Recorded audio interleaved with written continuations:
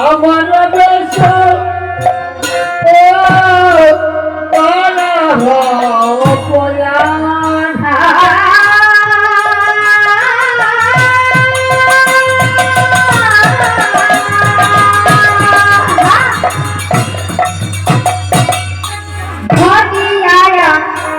আমার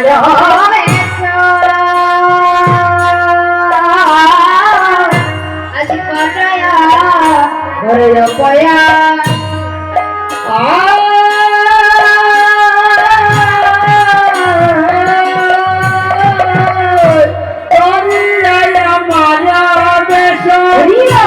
করহ পয়া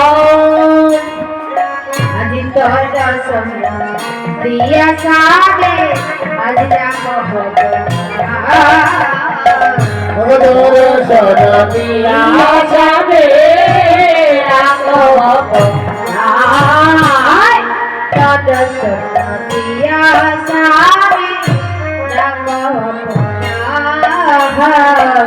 দর্শন দিয়া যাবে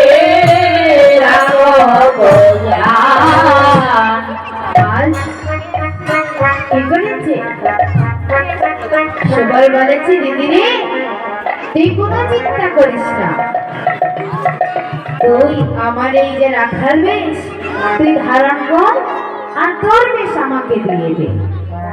তোর এই রাধারানীর বেশ ধারণ করে আমি ঘরে বসে থাকবো।